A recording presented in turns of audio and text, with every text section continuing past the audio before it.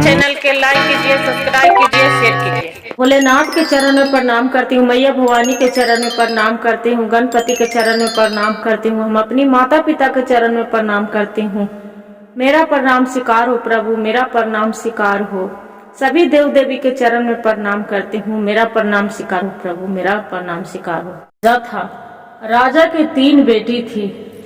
जो 3 बेटी थी, राजा के पत्नी राजा से बहुत जलता था। रानी के लगता था कि राजा साहब जो मर जाएंगे तो राजपाट मेरा हो जाएगा। लड़कियों के क्या है, लड़कियों के तो अपना ससुराल चले जाएगी। क्या हुआ कि अपना पिता के वो जो लड़की थी राजकुमारी तिनहुन, अपना पिता के राजा के बहुत मानते थे। इतना मानती थी कि बहुत ज्यादा मान मर्यादा करती थी। अपना पिता के लिए, राजा साहब के लिए खाना बना भोजन बनाती थी, पानी देती थी, सेवा संस्कार करती थी। एक दिन के बाद हुआ, राजा साहब जानते थे कि मेरा पुत्री के देख के ये खूब जलन करती है, मेरा पत्नी है तो का है। बाकी राजा साहब अनदेखा कर देते थे, सोचते थे कि कितनो है तो मेरे बच्ची को माँ है। अब दोनों प्यार कर, राजा बहुत अपना लड़की से प्यार करते थे। रानी लड़किन भी, राजकुमारी भी तीनों अपना पिता के बहुत प्यार करती थी। एगो के नाम था राधा, एगो के नाम था सुलेखा, एगो के नाम था अर्चना। तीनों बेटी बहुत प्यार करते थे। एक दिन के बाद हुआ, लड़किन तीनों अपना खेलने चली गए स्कूल। स्कूल चली गए तीनों। रानी बोलती है, स्वामी आप दूध पी लीजिए, आप बहुत लग रहे हैं कि थकाए लग रहे हैं। राजा साहब के मन में लगा कि हो सकता है कि मेरी पत्नी बदल गए हैं, मेरे से प्यार करते हैं। बोले कि ठीक है दीजिए। रानी साहब क्या किए कि जो दूध गिलास में लेके मैनावती अपना पति को दूध दे दिए, उसमें विष मिला दिए जहर। राजा साहब अपना आंख मूंद के दूध पी लिए। राजा साहब के प्राण निकल गया। लड़की आई स्कूल से, राजकुमारी तीनों तो देख रहे हैं कि मेरा पिता दुनिया में नहीं रहे। पिताजी पिताजी करके चिल्ला चिल्ला खूब रोने लगे। अब रोने के भी क्या फायदा गुरु बहन। जो रानी थी वो मगरमच्छ के आंसू बहा रही है कि हम राजा साहब से बहुत ज्यादा प्यार करती हूँ मैना। अब इतना सब गांव मोहल्ला वाला जुट गए कि राजा साहब चल गए, जो राजा साहब दुनिया से चल गए। प्रजा लोग सब बोलते थे यार राजा साहब कितना अच्छा थे। क्या हुआ कि धीरे धीरे धीरे धीरे ये रानी थी अपना जितना जेवर जठिया पूरा सब धीरे धीरे बेच के खाने लगे। काहे कि जो घर में कोई राजपाट चलाने वाला नहीं है तो वो तो होवे करेगा। ये रानी जो लड़की भी थी तीनों राजा साहब के, वो भी बहुत पहले के तरह जिंदगी नहीं जी रही थी। फटा कपड़ा पुरान पहन के जीवन काट रही थी। मन में ही लग रहा था लड़की के कि हे भगवान भोलेनाथ, मेरा पिता थे तो कितना खुशहाल जिंदगी जी रहे थे, क्या करे मेरा ऐसा कर्म में लिख गया। धीरे धीरे क्या हुआ कि दूसरा राज के राजा वो राजा पर राज पर चढ़ाई कर दिए, घर से निकाल दिए। एकदम गरीब हो गई थी मैना। जो गरीब हो गई थी, एक टूटा फूटा झोपड़ी में जाके अपना तीनों बेटी के साथ वहां रहने लगे। जो रहने लगे राजा थे, दूसरा जन्म लिए पुण्य जन्म लेने के बाद राजा साहब के पूरा याद था क्या पहले जन्म में हम एक राजा थे, दूसरे में मेरी पत्नी दूध में जहर दे के मार दिया था। मेरा 3 गो पुत्री है। वो क्या में लिए गुरु बहन, हंस में जन्म ले लिए। हंस में अपना भोलेनाथ के पहले भी पूजा करते थे। पूजा करके एक बेलपत्तर रोज चढ़ाते थे। वहां पर ही हंस में जन्म लिए, तब मंदिर के पास हंस जाके वो रहने लगे। जो रहने लगे भोले बाबा के बोलते हैं कि हे भोलेनाथ, मेरा ऐसा आशीर्वाद दीजिए कि आपको तो हम पूजा एक बेलपत्तर ला के रोज चढ़ाते हैं, एक दूभी चढ़ाते हैं। बाकी मेरी सब याद है कि पहला जन्म में हम एक राजा थे, मेरा 3 गो लड़की थी। एक मेरी पत्नी जहर में, दूध में जहर डाल के मेरा मार दिए थे। बाकी मेरे बच्चे को कितना, हम अपना बच्चे को मिलना चाहती हूँ, तीनों लड़की के। कितना मेरी बच्ची उदास होगी, मेरे से कितना प्यार करते थे। भोलेनाथ प्रकट होके हंस के आशीर्वाद देते हैं कि जाओ अपना बच्चों के मदद करो। बोलते हैं हंस की बाबा हम कैसे मदद करें, मेरे तो कोई वैसा हम कमा नहीं कर सकते हैं, नहीं कुछ हम दे सकते हैं, हम बच्चे को कैसे भूखा तड़पते कैसे देख सकते हैं। भोलेनाथ ने बोलते हैं हंस के कि ये काम करो, जो पंख है तुम्हारा, एक पंख रोज अपना बच्चे को दे देना लड़की के, वो पंख सोना के हो जाएगा, आप उस पंख से खुशहाल जिंदगी जिएगी।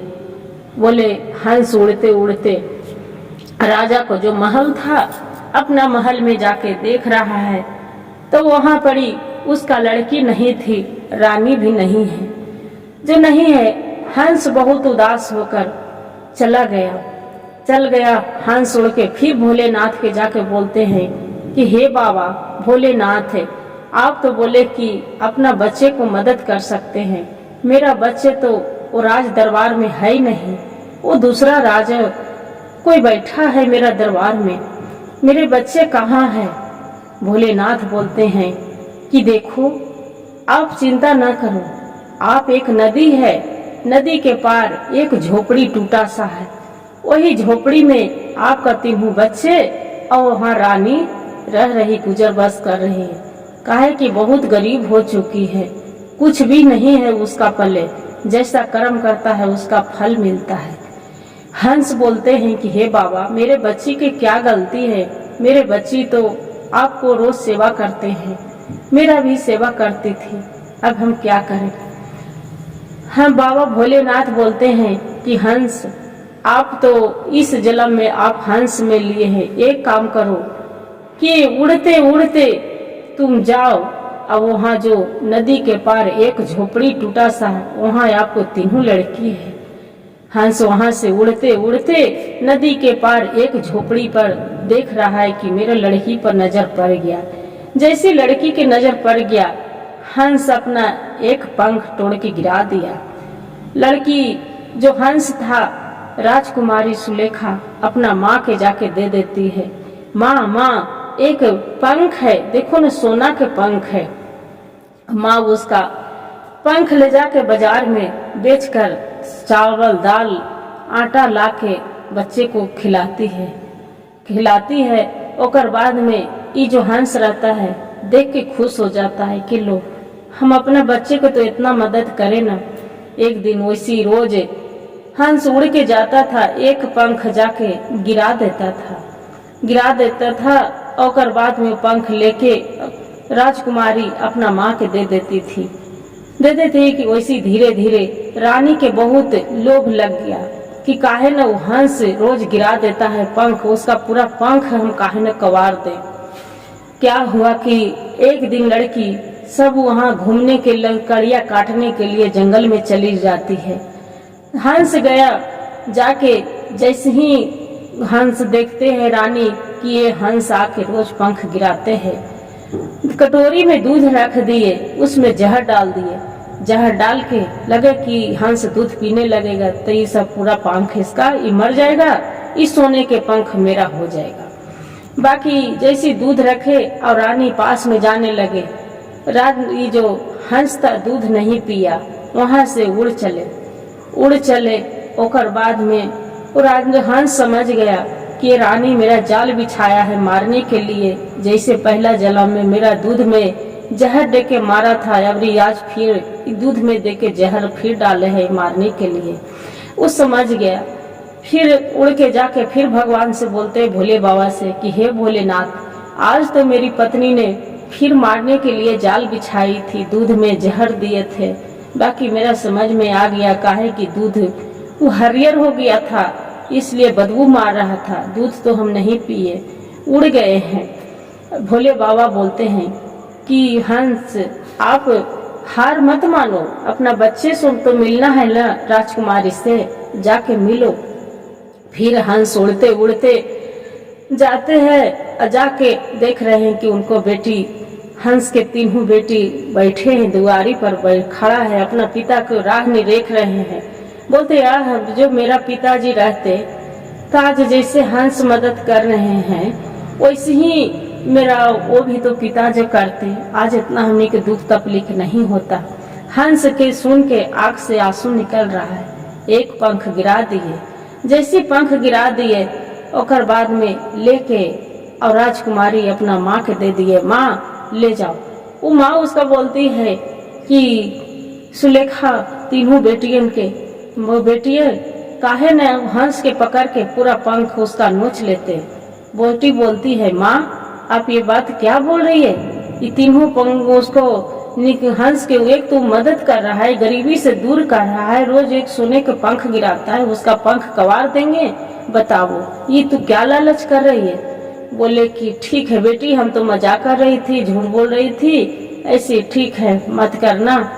वो बेटी तो वो हंस उड़ के चला जाता है, उतने में जो हंस उड़ के चला जाता है। फिर ओकर बाद है फिर बिहान होता है, राजकुमारी तीनों जंगल में लकड़ियां काटने चली जाती है।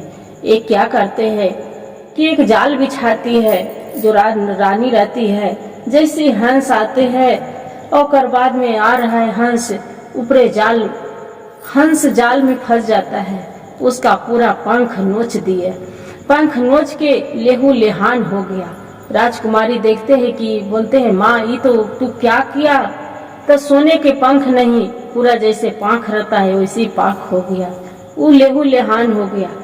अब राजकुमारी के जो देखती है तीनों बेटियां राजा साहब के, उसका बोलते हैं माँ ये तू क्या कर दिया, ये हंस के तू जान ले लिया, एकदम पूरा खून खून कर दिया, लेहू लेहान।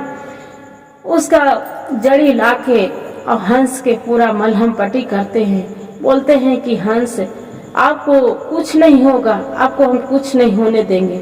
हंस बोलते हैं कि बेटी एक काम करो, आप जो मेरा जीवित देखना चाहते हो तो भोलेनाथ के जो मंदिर है वहाँ मेरा पहुँचा दो।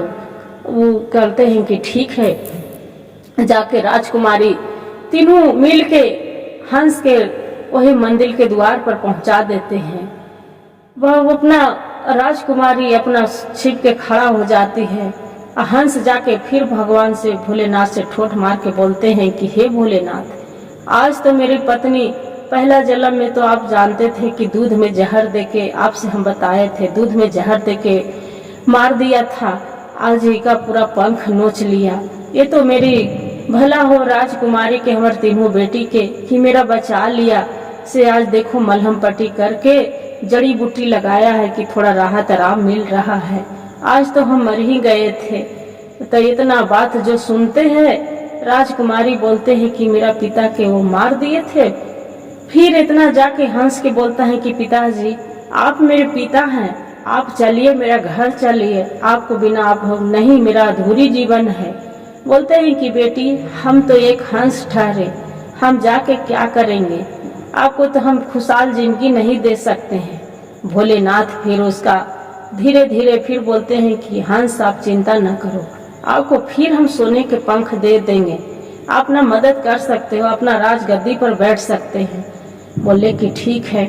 भोलेनाथ उसका सोने के पंख फिर दे देते हैं। दिला के बाद फिर हंस उड़ के तीनों बेटी राजकुमार ले आते हैं और लाके राजकुमारी और वहाँ राजा जो पता चलता है, राजा साहब के बोलते हैं कि राजा साहब ये हंस से जो पहला जन्म में मेरा पिता थे, ये अभी भी मेरा पिता हैं, इनको सब याद है, इनको राजपाट अपना राज पर बैठा दिया जाए। मेरी माँ मार दिए थे इसका जहर देके हंस के, ये मेरा पिता है। राजा साहब बड़ी दयालु रहते हैं।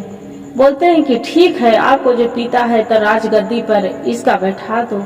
हंस बोलते हैं अपना बेटी के कि हे बेटी हम राजपाट कैसे चलाएंगे, हम तो एक हंस हैं, हम इसका तो संभाल नहीं सकते हैं, जो राजा साहब को चलाने दो। बेटी राजकुमारी बोलती है तीनहुन सुलेखा कि पिताजी आप चिंता न करिए, आप खाली अपना गद्दी पर बैठ के अब अपना खाली मेरा ज्ञान दीजिए, बुद्धि बताइए। हमनी तीनों बहन मिलके हम राजपाट चलाएंगे खुद से।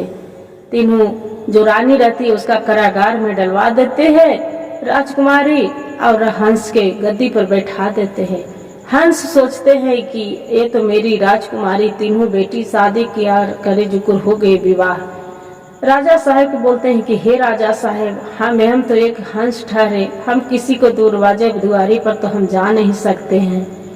मेरी बेटी के आप जो शादी करवा देते तब अच्छा के बात था, आप जो भी बनता आप मेरे से ले लेते। राजा साहब सुनते हैं, बोलते हैं कि अरे मेरा तो 3 गो राजकुमार है, तीनों राजकुमारी के हम अपना बहू बना लेते हैं। राजा साहब तीनों बेटन के राजकुमार के और तीनों राजकुमारी के धूमधाम से शादी विवाह कर देते हैं। करके हंस बोलते हैं कि राजा साहब, मेरा तो कोई नहीं है राजकुमारी के सिवा, अपना राजगद्दी आप ही चलाइए और हम तो एक हंस ठहरे। राजा साहब बोलते हैं कि कोई बात नहीं, आप हंस ठहरे तक की क्या बात है, जे आप जैसे राजगद्दी है, मेरा आपको आशीर्वाद से कोई कुछ की कमी नहीं है। आप चुपचाप अपना गद्दी पर बैठिए और राजपाट जो भी चलाएंगे हम चलाएंगे। और रानी जो तीनों राजकुमारी थी अपना पिता के सेवा संस्कार तीनों बहन मिलके और करने लगी, और करके ओकर बाद में फिर राजपाट चलाने लगी। सब मिलके जीवन खुशी खुशी बिताने लगे। तो देखिए भोलेनाथ के क्या चमत्कार दिखाए कि हंस के एक जीवन में क्या मति गति राजा के कैसे जन्म दे दिए। एक हंस के रूप में राजा हंस कैसे राजपति अपना चलाए। हर हर महादेव, घर घर महादेव। गुरु भाई गुरु बहन, एक कहानी से ही हमें सीख मिलता है कि आदमी के कब कैसे जीवन बदल जाता है कोई नहीं जानते हैं। किसी को निंदा भी न करना चाहिए, किसी को अपना घमंड नहीं दिखाना चाहिए। रानी थी मैनावती, वो तो बहुत घमंडी थी, इसलिए उसका जैसा करनी वैसा फल मिला था। हर हर महादेव, घर घर महादेव। गुरु भाई गुरु बहन, जो मेरा कहानी अच्छा लगे तब वीडियो को लाइक और सब्सक्राइब और शेयर जरूर करिएगा, और हर हर महादेव कमेंट में लिखना भूलिएगा।